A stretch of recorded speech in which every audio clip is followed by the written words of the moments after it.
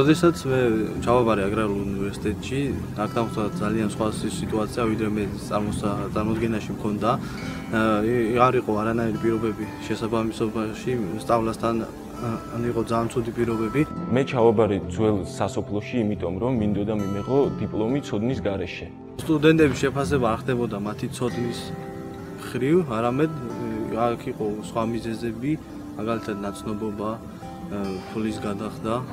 ეს ყველაფერი კი იმ სტუდენტებს, ვინც სწავლობდით და ვინც სწავლობდნენ, ვიკარგავდა ელემენტარულად მონდომებას და სწავლობდით მხოლოდ იმისთვის, რომ საგანი არ დაგვრჩენოდა და უნივერსიტეტიდან წაგვეღო ელემენტარული ქაღალდი, იგივე დიპლომი. კი, ნამდვილად, ნიშნები მქონდა, მაღალი სტიპენდიაც ამიღია, მაგრამ ეხლანდელი, ეს 2 წელი, 2010 წლიდან ნამდვილად არის ისეთი გარემო ყველანაირად, რომ ვისწავლოთ ბავშვებმა უკეთესად, არის ისეთი ლაბორატორიები, სადაც შეგვიძლია ის ცოდნა, თეორიული ცოდნა პრაქტიკულად გამოვიყენოთ.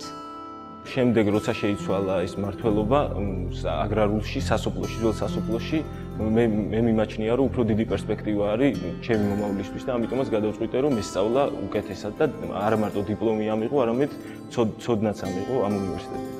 მე დღეს უკვე არ ვსწავლობ მხოლოდ ქაღალდისთვის, არამედ მე დღეს ვსწავლობ ცოდნისთვის, რაც დამეხმარება ჩემს სამომავლო გეგმების განხორციელებაში. ყველა მონდომებულია, რომ უფრო მეტი გააკეთოს, უფრო მეტი ისწავლოს. ეხლა უფრო არის კონკურენცია ჩვენ შორის, ბავშვებს შორის. მე უფრო მეტი სტიმული მაქვს ეხლა, უფრო შემიყვარდა და უფრო დავაფასე ჩემი საქმე. დღეს ჩვენ გვასწავლიან ნამდვილი პროფესიონალები. ყავს ისეთი თანამედროვე ლექტორები, რომლებიც გვაწვდიან ყველანაირ ახალ და ჩვენთვის საინტერესო ინფორმაციებს. საქართველოს დღესდღეობით სატყეო დარგის სპეციალისტ ნაკლებობა არის და სწორედ ამიტომ საჭიროა ამ სფეროს მეტად პოპულარიზება და მეტად განვითარება. ინჟინერი არის მომავლის მეცნიერება და აუცილებელია თითოეული ინჟინერი არ ჩამორჩეს თანამედროვე ტენდენციებს დღეს მსოფლიოში.